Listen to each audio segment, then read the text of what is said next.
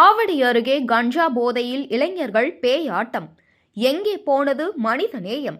விவரிக்கிறது இந்த செய்தி தொகுப்பு.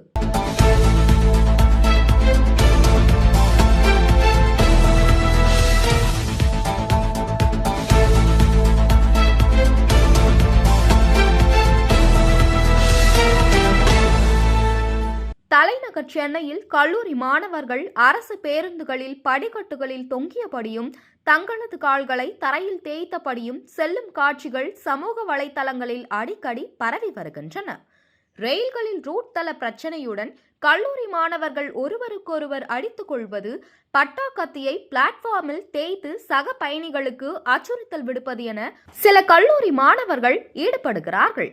பெரும்பாலான நேரங்களில் இதுபோன்ற சம்பவங்களின் போது கல்லூரி மாணவர்களை போலீசார் பிடித்தாலும் மாணவர்களின் எதிர்காலம் கருதி வழக்கு பதிவு செய்து கடுமையாக எச்சரித்து அனுப்புகிறார்கள். ஆனாலும் கல்லூரி மாணவர்கள் சிலர் இந்த எச்சரிக்கையை காதில் போட்டுக்கொள்வது போல தெரியவில்லை. சென்னையில் புறநகர் மின்சார ரயில்களில் அடிக்கடி கல்லூரி மாணவர்களின் அட்டகாசங்கள் தொடர்ந்து கொண்டுதான் இருக்கின்றன.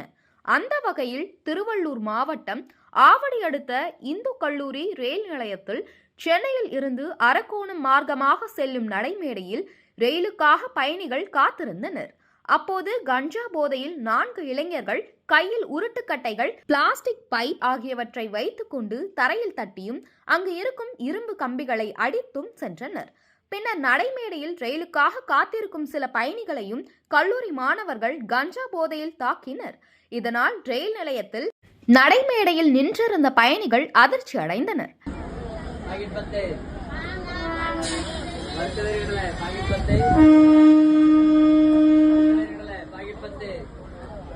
இளைஞர்கள் தாக்கியதில் ஒருவர் காயமடைந்ததால் அவர் மருத்துவமனையில் அனுமதிக்கப்பட்டுள்ளார். இது தொடர்பான வீடியோ காட்சிகள் வெளியாகி பரபரப்பை ஏற்படுத்தியுள்ளது. இச்சம்பவம் தொடர்பாக ஆவடி ரயில்வே போலீசார் வழக்கு பதிவு செய்து பொதுமக்களை தாக்கிய இளைஞர்களை தீவிரமாக தேடி வருகின்றனர். இந்நிலையில் ரயில் நிலையத்தில் கஞ்சா போதையில் பொதுமக்களை தாக்கிய இளைஞர்கள் 3 பேரை ரயில்வே போலீசார் கைது செய்துள்ளனர்.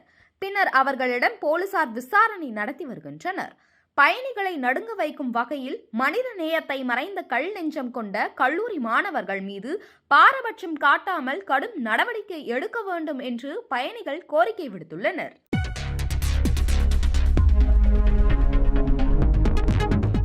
செய்திகளை உடனுக்குடன் தெரிந்து கொள்ள வேதா நியூஸ் டைம் சேனலை சப்ஸ்கிரைப் பண்ணுங்க.